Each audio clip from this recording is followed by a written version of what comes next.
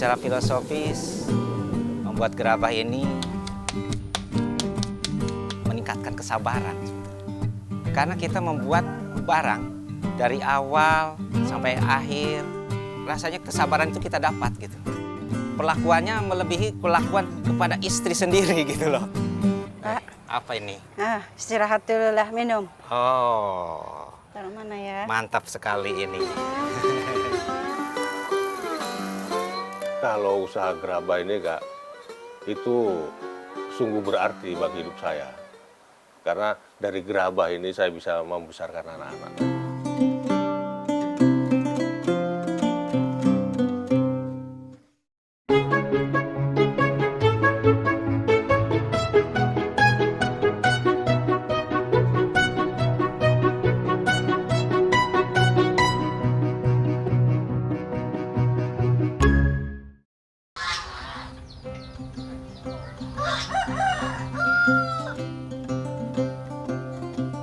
Gerabah menurut Kamus Besar Bahasa Indonesia merupakan alat dapur yang terbuat dari tanah liat dengan cara dibakar. Menurut sejarah, gerabah diduga pertama kali dikenal pada masa Neolitik, sekitar 10.000 tahun sebelum Masehi.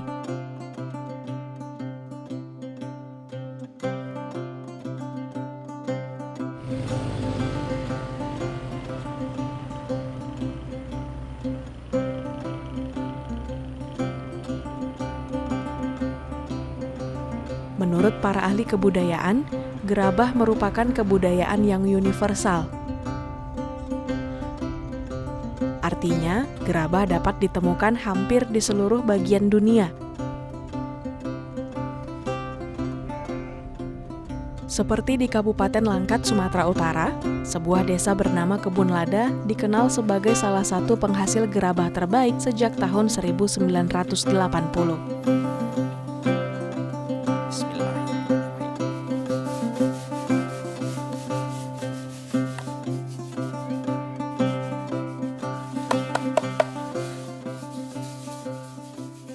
Nama saya Ahmad Ali. Saya lahir asal dari Purwakarta, Jawa Barat. Merantau kemari kisaran tahun 2006. Di situ saya dulu sejarahnya dibawa Dinas Perindustrian kemari untuk memberikan satu pelatihan di bidang keramik. Sebelumnya saya usaha buruh aja, pembuat kerajinan keramik ini, bekerja. Setelah dibawa Dinas Perindustrian Langkat, kami dikontrak kemari untuk memberikan satu pelatihan. Di situ saya sendiri berempat, dan salah satunya saya sendiri untuk melanjutkan mencoba mengadu nasib membuka usaha ini sendiri gitu. Di sini di Langkat.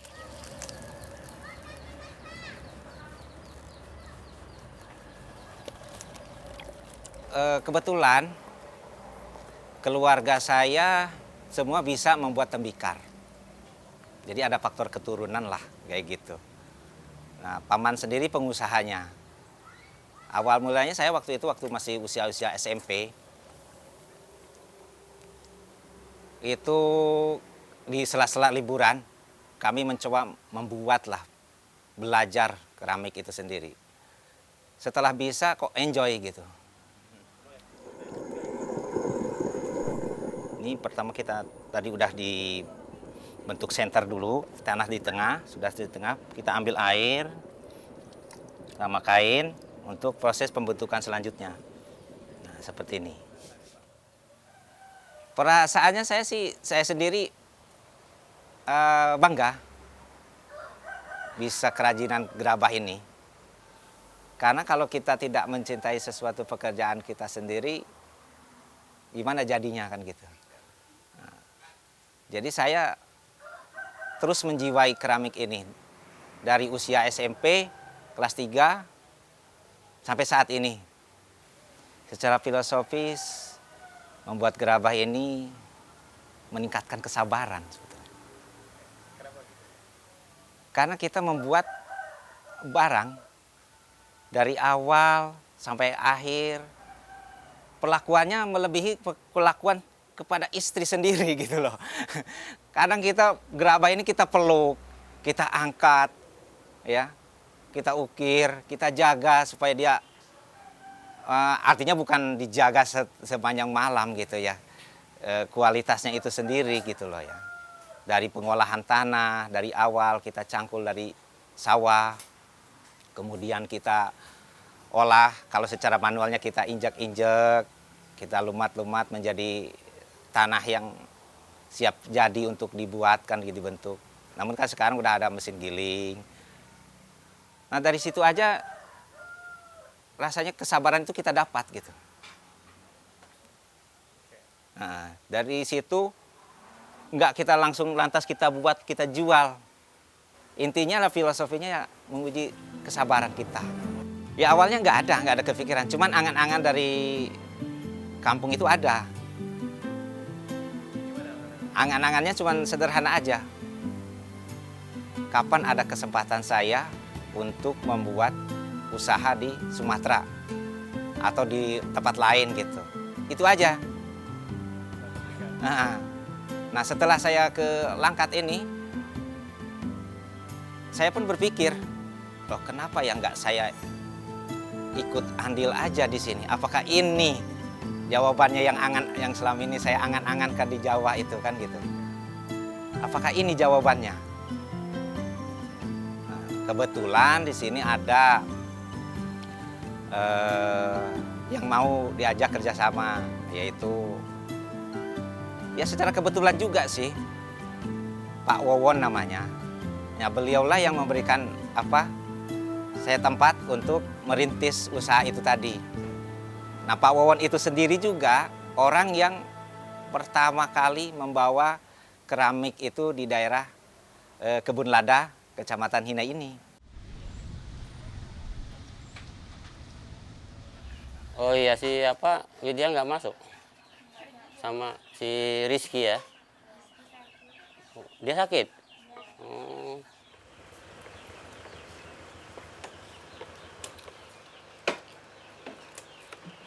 Assalamualaikum. Waalaikumsalam. Sehat Pak? Alhamdulillah. Nah, lagi ngapain ini Pak? Inilah lagi ngerjain nempel ini. Oh pesanan apa itu ya? Imlek gitu ya? Iya, habis Imlek ini ada pesanan lagi. Gimana Ibu sehat? Alhamdulillah. Alhamdulillah. Gimana perkembangan keramik nih Pak? Ya Untuk saat inilah di masa-masa saat pandemi ini ya ini. ada juga lah, cuma udah kurang karena udah lewat Imlek. Oh gitu ya. Ya. Waktu Imlek semalam gimana? Sebelum Imlek baru meledak dia. Waduh, alhamdulillah. Dulu kan pertama kerja sambil belajar. Setelah bisa, ya kan, tapi ya belum semua bisa. Udah itu ditinggalkan sebentar, nggak dikerjai. Mau cari tempat yang lebih apa lagi, cobalah kemari. Mungkin tujuannya dua dulu, di sini sama ke Aceh gitu. Coba di sini, rupanya bisa, nggak jadi ke sana.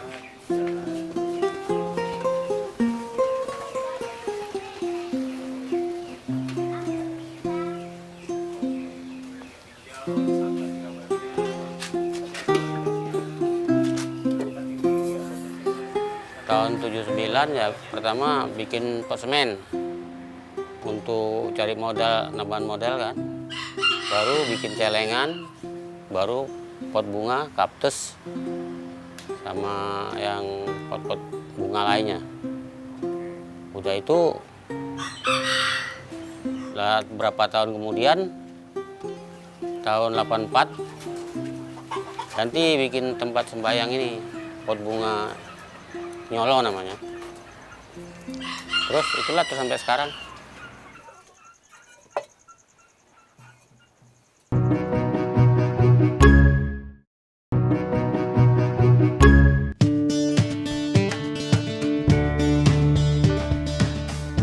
Selain Kabupaten Langkat, wilayah Tanjung Morawa Deli Serdang juga terkenal dengan gerabahnya. Tepatnya di Jalan Madirsan, Desa Bangunsari, Tanjung Morawa, yang dikenal sebagai sentra wisata tanaman hias. Wilayah ini juga menjadi sentra produksi gerabah yang biasa digunakan sebagai media tanaman hias dan dekorasi.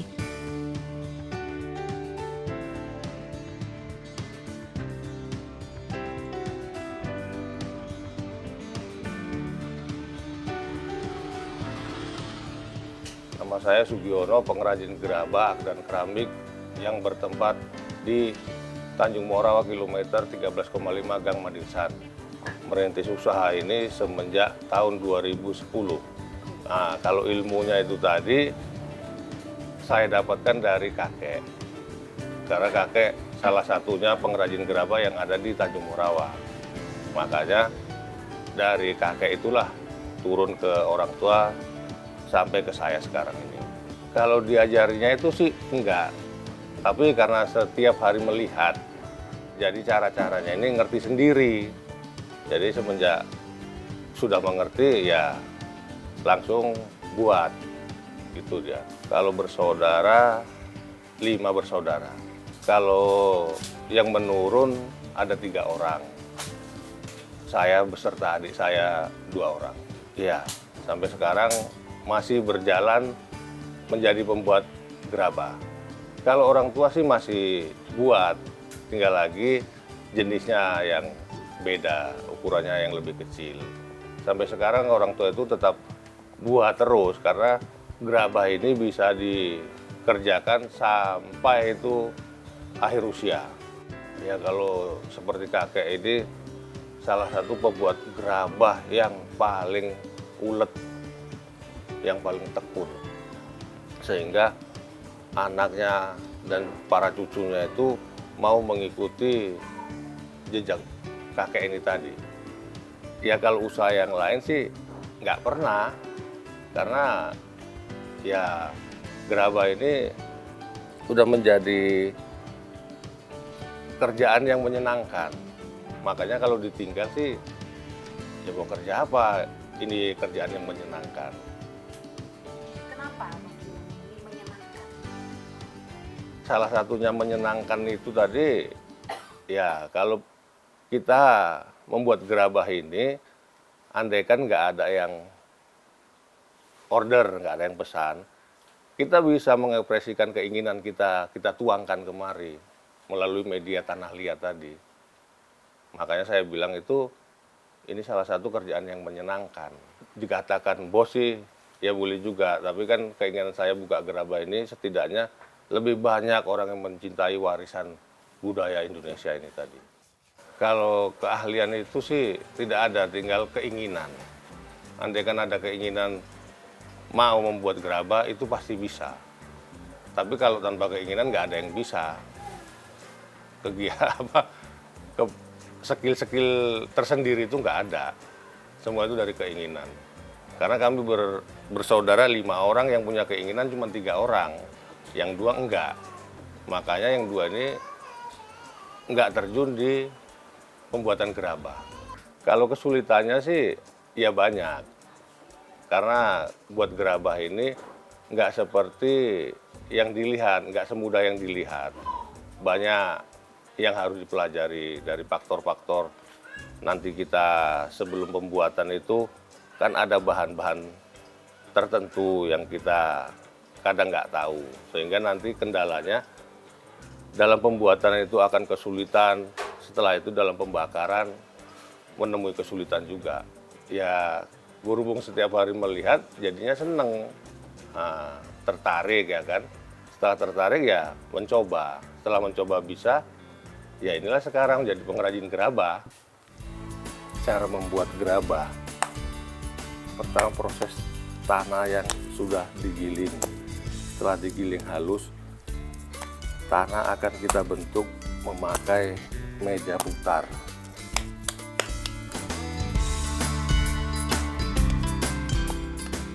Proses pembentukan tanah liat yang akan dibuat menjadi gerabah.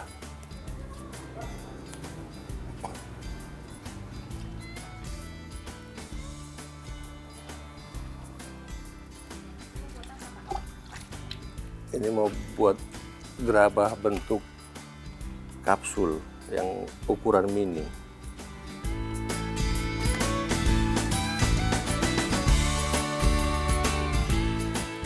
Ini nih, buat gerabah dengan teknik putar.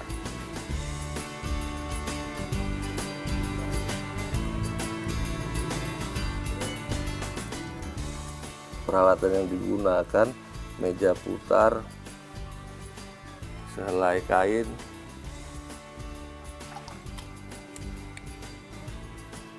dan memakai scrap.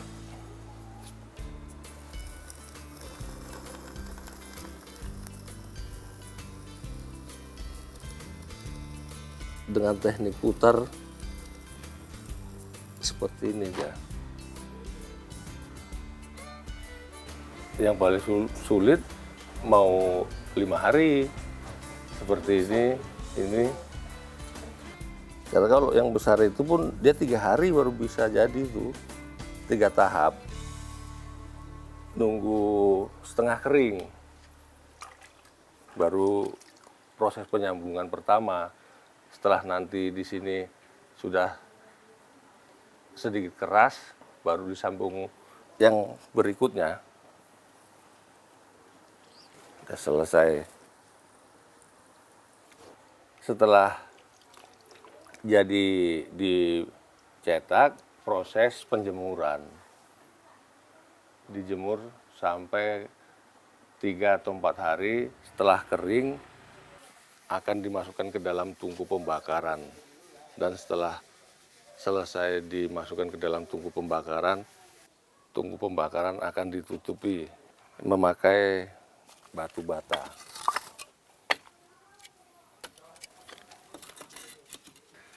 Batu bata setelah ditutup rapat, baru dimulai pembakaran selama 8 jam pembakaran. Dan setelah matang, tungku keesokan harinya akan dibuka. Setelah dibuka, dibiarkan kira-kira 1 jam, baru gerabah yang sudah matang dikeluarkan dari dalam tungku. Udah nggak?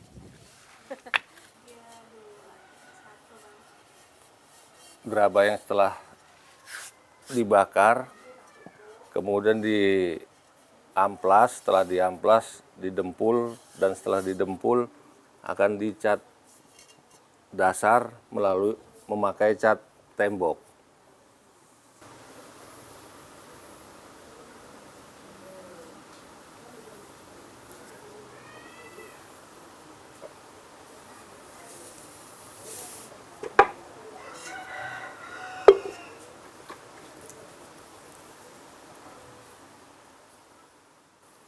Dan setelah selesai dicat tembok, tunggu berapa menit setelah kering, baru dilakukan pengkilatan memakai pernis.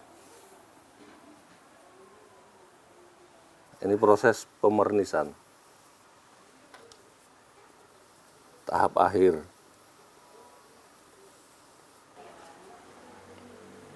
Dan gerabah siap untuk dijual.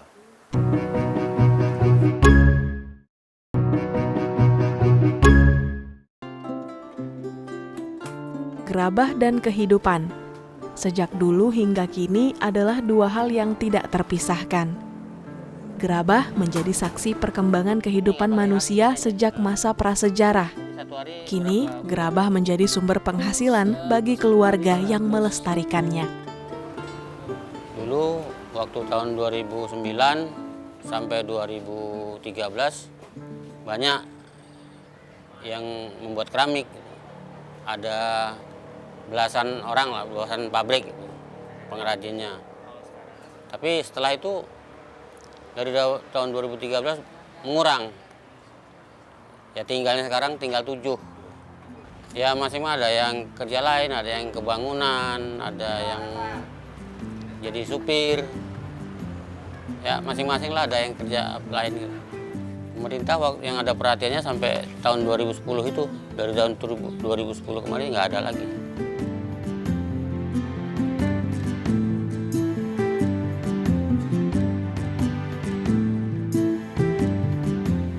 Kondisinya sekarang cenderung jalan di tempat.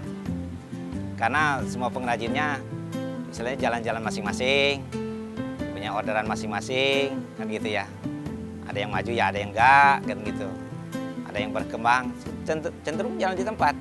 Mungkin karena kurang bersinergi sesama pengrajin, nah seperti itulah.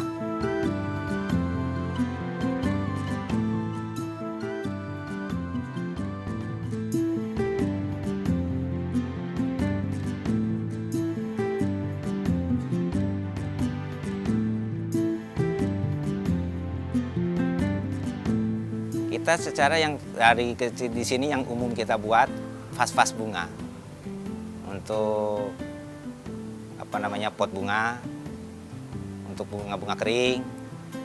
Itu kalau harga dari yang terkecil itu dari 10.000, yang paling kecil pun ada juga 5.000. Dari ukuran sampai yang kebesar sampai 1,5 juta meja.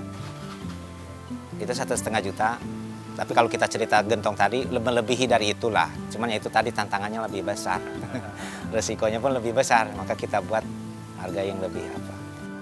Kalau sekarang ini hanya ada 8 orang. Nah, kalau dulu sempat saya punya karyawan sampai 15. Iya, masyarakat sini. Kalau inspirasi untuk saat ini saya bisa mendapatkan dari banyak sih.